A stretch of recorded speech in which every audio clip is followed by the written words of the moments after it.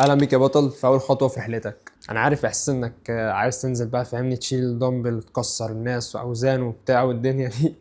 بس اهم حاجه بس ان احنا نبقى الاستمراريه زي ما قلت لك اهم من الحماس، وبعد كده ان شاء الله هنبدا نكتسح. عايز اول حاجه افهمك انك لازم تتارجت هدف، في تارجت انت رايح له وماشي عليه. سواء بقى انت عايز تضخم، عايز تنشف، عايز ان انت تشتغل مثلا، انت مثلا لعيب كوره او لعيب سباحه، تمارينك هتكون مختلفه تماما عن لعيب كمال الاجسام والاوزان التقيله والكلام ده والعدات القليله. اول حاجه كمان المفروض انت تبقى واقعي في ان انت تحط اهدافك. انا لعيب كوره فعايز ان انا اشتغل على التحمل، انا عايز اعمل شكل حلو فهشتغل على الضخامه العضليه، انا لعيب مثلا باور ليفتنج فهشتغل على السترينث، هشتغل على الكلام ده كله. كل حاجه بيكون ليها رينج العدات، رينج الاوزان اللي هتشيلها، طريقتك في اللعب، التمارين اللي تلتزم بيها، التمارين اللي تبعد عنها. فانت لازم اول حاجه تحط تارجت. لما تحط الهدف انت هتبقى عارف توظف له الحاجات التانية منين عشان تنجز هدفك ده وايه وتوصل له في وقت سريع.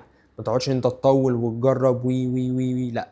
اول حاجه انت لازم تحط تارجت هو في دماغك ان انا هعمل كذا. تاني نقطه هي المايند سيت. انت لازم تبقى فاهم ان انت مش داخل سبق، لا انت داخل وعارف ان الطريق ده او الرحله دي هي طويله، وان هي درجات، مفيش حد ينفع ينط مره واحده كده للدور المية.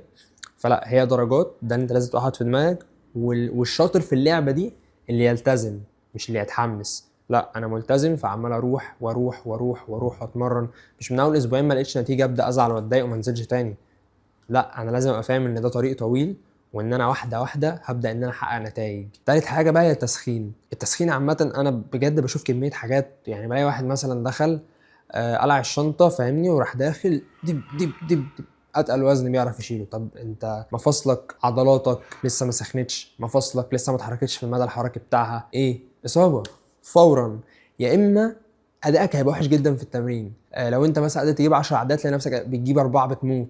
ده كويس اصلا انك ما اتصبتش. موضوع التسخين يعني انت ممكن مثلا تبدا ب 3 4 5 دقائق على المشايه، بعدها بقى تبدا تسخن دايناميك ستريتش مفاصلك المدى الحركي بتاعها على حسب انت داخل النهارده يوم ايه، فبتسخن له التسخينات بتاعته. رابع حاجه السوائل. اهم مشروب في التمرين هو ولا بروتين شيك ولا وي بروتين ولا عصير، الميه.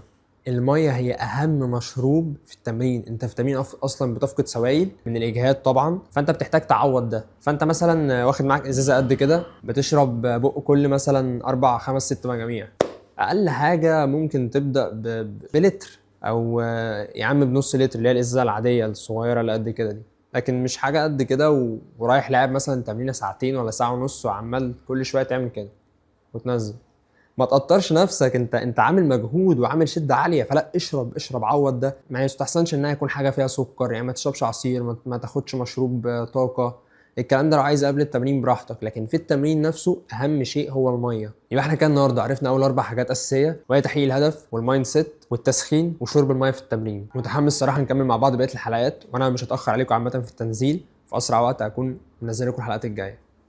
اشوفكم على خير.